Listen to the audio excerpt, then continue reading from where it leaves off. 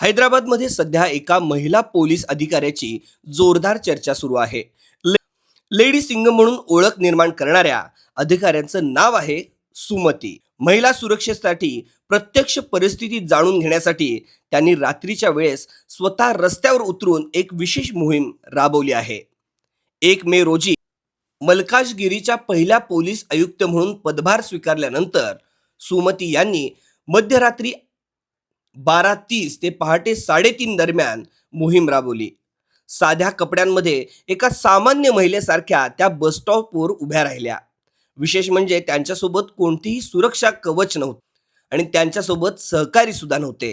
ते साध्या गणवेशामध्ये बाजूला त्यांच्यापासून लांब होते. तक्रार आणि अहवालांच्या पलीकडे जाऊन महिलांना प्रत्यक्षात कोणत्या समस्यांना सामोरं जावं लागतं हे जाणून घेण्यासाठी त्यांनी ही मुख्यतः मोहीम राबवली होती. मात्र त्यांचा हा अनुभव अधिकच धक्कादायक होता. जवळपास 3 तासांच्या या पाहणीत सुमारे 40 पुरुषांनी त्यांच्यासोबत संशयास्पद पद्धतीनं संपर्क साधण्याचा प्रयत्न केला आणि त्रास देण्याचाही प्रयत्न करण्यात आला. या कारवाई दरम्यान काही जणांना जागेवरच समुपदेशन करण्यात आलं तर काहींना थेट पोलीस स्टेशनमध्ये नेण्यात आलं. या संपूर्ण मोहिमेदरम्यान महिला सुरक्षेचा प्रश्न पुन्हा एकदा चर्चेमध्ये आला. विशेष म्हणजे सुमती यांच्यासाठी ही धाडसी मोहीम काही पहिली नव्हती. आतापर्यंत त्यांच्या कारकिर्दीमध्ये अशा अनेक मोहिमा त्यांनी पार पाडल्या आहेत.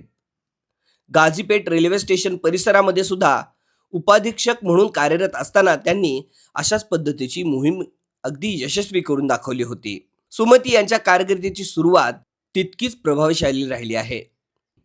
त्यांच्या कार्यक्षमतेमुळे 2006 मध्ये त्यांची भरती पोलीस सेवेत IPS म्हणून निवड झाली. त्यानंतर त्यांनी कायदा आणि सुव्यवस्था व्यवस्थेत अनेक महत्त्वपूर्ण बदल घडवून आणले. स्पेशल इंटेलिजन्स ब्रांच म्हणजे SIB पहिल्या महिला IG म्हणून त्यांनी काम केलं आहे. या कामाच्या वेळी त्यांची अचूक रणनीती आणि प्रभावशाली संवाद कौशल्य सर्वांनाच बघायला मिळालं. या जोरावर त्यांनी 591 नक्षलवाद्यांना आत्मसमर्पण करण्यासाठी भाग पाडलं.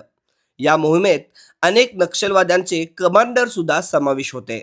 महिलांच्या सुरक्षेसाठी त्यांच्याकडून राबवण्यात येणाऱ्या या धाडसी मोहिमांमुळे सुमती यांचं सर्व स्तरातून कौतुक होत आहे. तर या धाडसी मोहिमा अशाच महाराष्ट्रामध्ये सुद्धा राबवल्या पाहिजेत असं सर्वांचं मत आहे.